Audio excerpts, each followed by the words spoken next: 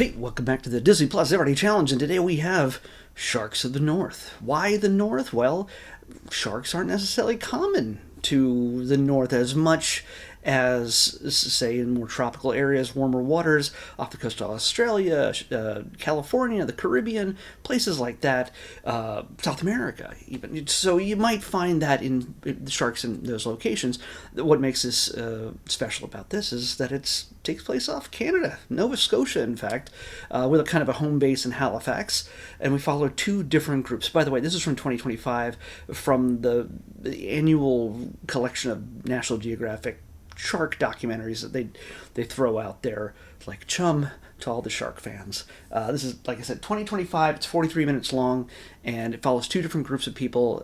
One, which is a number of young female marine biologists who were very enthusiastic about getting out there in the water and seeing the sharks up close and studying them. And it's becoming, hopefully, part of their careers, even as it seems like they're just first discovering this. So it's kind of neat to be able to see them show real enthusiasm for what will hopefully become their life's work in making the lives of sharks and the oceans in which they live better. So what we also have is a pair of guys named Nick who like to photograph sharks, and so we get to see a good amount of footage of them just getting into the water in the cage and trying to get sharks up close and in ways that haven't been photographed before. How did they get into shark photography? Well, Nick, the first Nick, tells us his story, how it went from butterflies to sharks real fast in a single shot. So you'd have to watch it to hear his story. I'm not going to steal his thunder. But what we get here is just one of many documentaries. In the past, by the way, I have avoided talking about putting the shark documentaries on my list at all, because there was a point where I was getting 2 documentaries a week, shark documentaries a week, and I just couldn't keep doing it because it got redundant. Because there's a lot of differences, a lot of different ways to talk about sharks and where they exist, and there's different ways to present them, such as they're scary menaces who bite off your legs, and there's all these dramatic commercial breaks, and it makes it all so much more needlessly TMZ like. Then there's other things that are just more scientific, more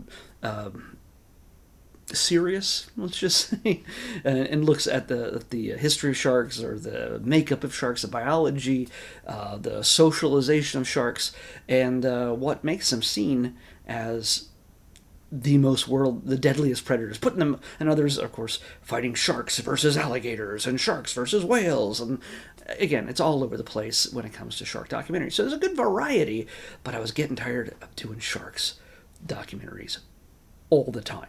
So I had to cut them out of it. I brought them back in just in this final year's worth of content. I'm probably a little more than 100 or so, 150-ish episodes from the end, depending on how much stuff makes it onto Disney Plus before I run out of a daily supply of stuff. And I have a fairly good idea of what to expect from Disney Plus for the next few months. As I keep track. I go through every quarter. I go through obviously 90 to 92 episodes, things to watch, and about every 3 months they add about maybe an extra 60, maybe 80 things. So it almost balances out, but it's not going to last forever. I'm going to burn through this stuff real soon. Actually, 60 might be a little bit too much per quarter, so you never know. And there's also a lot of stuff that I just pick from the list to watch immediately, so that builds things out. So, like when things premiere, like we're going to see for just different movies that come out over the next few years, next few months, I should say.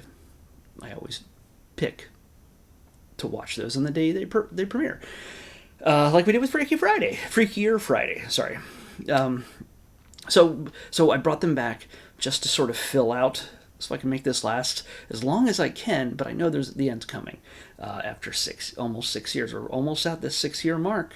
So, honestly, if you're into sharks, this is definitely something you want to watch. If you're not really into sharks, this is not going to bowl you over. It's not going to really introduce anything new to you, but it can help maybe inspire you to maybe take a shot at marine biology. Maybe look at kind of the thrill and just getting to see these creatures up close. And it's also just to get to see the beauty of these things. And yeah, they're a little bit scary. I'd almost be into just getting in a cage and getting in there and just sitting there safely in a cage. You know, not watching Jaws just before doing that. I'd be into that. So, speaking of which, we have a Jaws documentary, the 50th anniversary documentary that hasn't been picked yet. So that could be picked any day now.